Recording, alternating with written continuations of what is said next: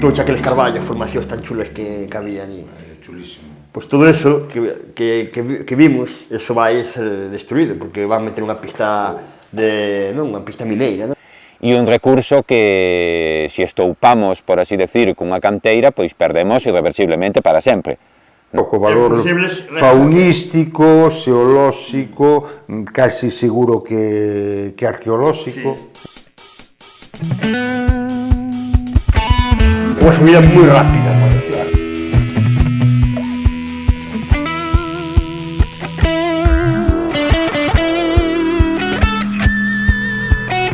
Galicia en sí tenemos un afloramiento calizo moi pequeño. Que ocupan únicamente o 0,5% do territorio en Galicia. Ali unha canteira, o Castro de Becerra, unha canteira, o Castro de Sá, unha canteira, o Castro da Torre, outra canteira, o Castro de Sisirei, tamén en Baralla.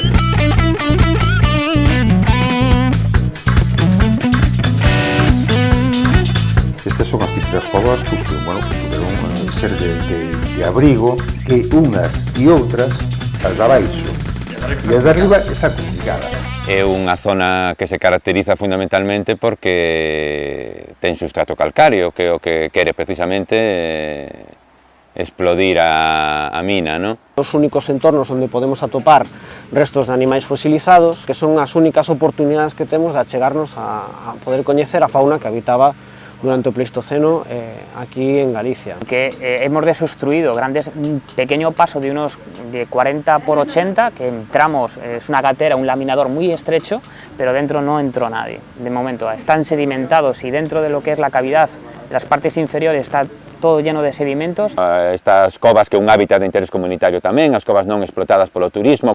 En principio, claro, cando ves ali un buraquiño que só cabes ti, non? O máis me costou foi un pouco naquele estreité, non? De que tens que girar os ombros e moverte.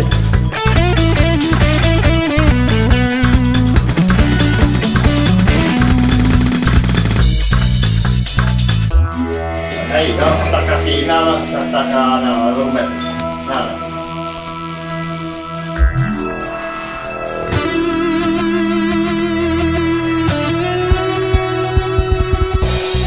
Non é realmente unha cova enorme, como pode ser outras covas que hai por aí, pero ten algo, además ten un ambiente diferente, non sei se notas.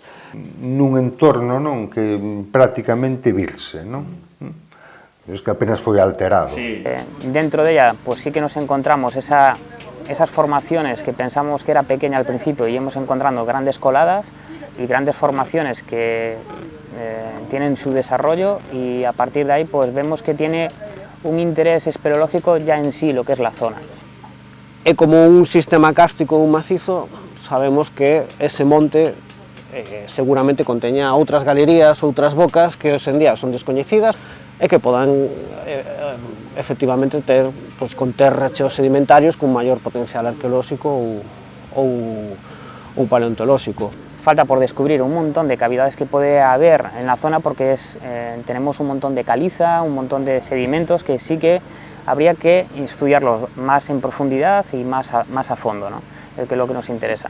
La información que existía sobre flora e fauna nos diferentes informes que manexaba a administración para autorizar esta explotación son como de un rapaz de instituto de segundo de ESO, que atopamos óseos nas cavidades de abaixo, nas bocas da ACE, son basicamente restos de animais que caeron dentro, e mesmo as escorrentías de auga que por ali pasaban os redepositaron noutras salas do sistema kárstico. O estudo que fixemos na zona paradega prácticamente un preámbulo, non? Porque tratouse de 2 visitas na primavera, insuficiente para caracterizar desde un punto de vista faunístico e florístico un espazo.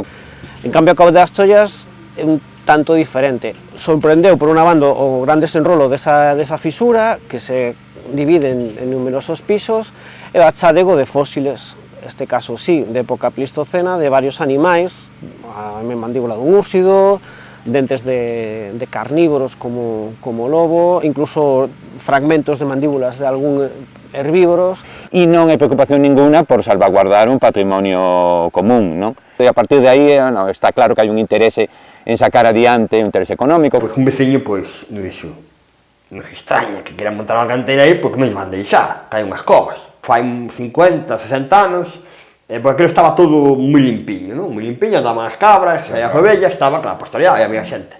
E un día, como faltaban, a veces faltaban cabras, que faltaban, e sentían mear. E claro, foron a un furado, así o meu, e veran un furado, claro, que baixaron a pluma. Sei, con unhas velas, e non sei que máis, e claro, eles chegaron ali e dixeron, hostia. Vamos primero el día todos y cada uno lo atabamos y nosotros lo bajamos.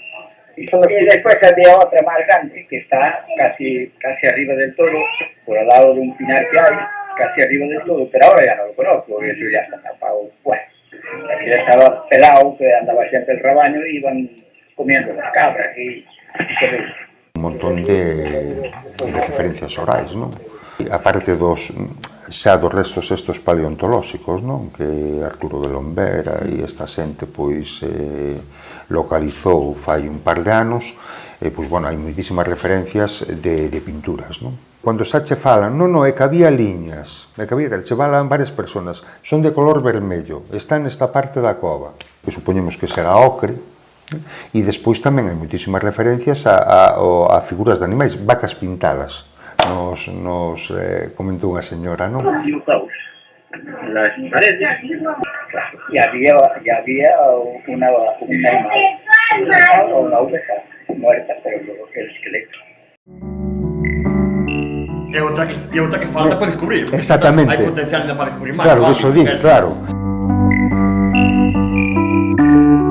No somos como grandes comunidades que tienen grandes potenciales y ya solamente el descubrir pequeñas salas o grandes cavidades pequeñitas, ahí sí que podemos encontrar grandes potenciales.